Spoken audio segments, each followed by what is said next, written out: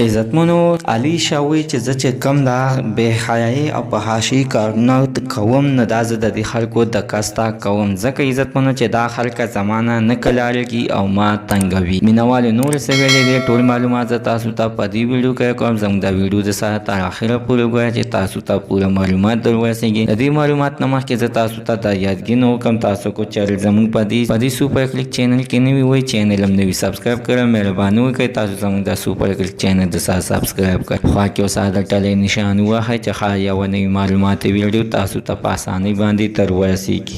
عزتمنو علیشاہ 007 چې په سوشل میډیا باندې ډېره مشهوره ده او مور یې همیشه دپاره خلکو ته کنځلې کوي. هغه په کنځلو باندې مشهوره ده چې نوم یې سوننشاه دی.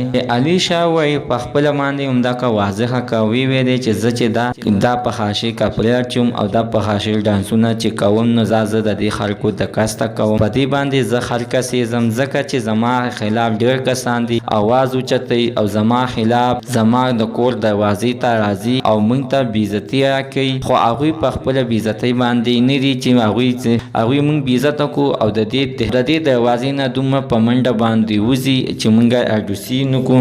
آخر د دې خلکو مقصد څه دی ځکه چې زم بیا مجبور شم او دا قشانتې فحاشي کارونو ته لاس واچوم. خو عزتمن هغه وایي چې زه چې فحاشي کوم او که فحاشي ډانسونه کوم او که فحاشي او که زه یو کار فحاشي کوم خو په خپل کور کې کوم بهر ته چا پسې نه ځم. خو زه په دې باندې خلکه سیزم دکه دپاره کېږي نه ما د دې نه مخکې توبه کړې وه. د دې ماله یو سوشل میډیا والا 15 لک روپۍ مړه کړي د دکې دپاره چې تا دا فحاشي کارونه مه کوه او په کور کې غلې کښېنه. خو هغه 15 لک روپۍ ما واپس کړلې ځکه د دې خلکو د کسته. عزتمنو د دوی په هره باندې ستاسو څه خیر ده چې د خلکو د کسته به دا آخر کم کارونه به نه به کوي. الله تعالی دې دوی ته هدایت وکړي او چې څوک یې تنګوي نو الله تعالی دې هغه کسانو ته هم هدایت وکړي ځکه کو دغه شانتې دا دوی تنګوي او نو دوی هم وایي چې موږ دا چې کوم غلط کارونه کوو دا موږ د خلکو د کسته کوو. چې څوک یې تنګوي نو هغوی ته هم زموږ دا یو پیغام دی چې یعنی تنګوئ مه کړو ځکه چې هغوی هم یو عزت راواخلي او بیا د کسته دغه شانتې کارونه کوي. مینوالو زموږ د سره نننۍ معلومات ته د دې ځای پورې د نوي معلوماتو لپاره د سره زموږ د سوپر کلیک چینل د سره سبسکرایب کړئ. خوا کې اوس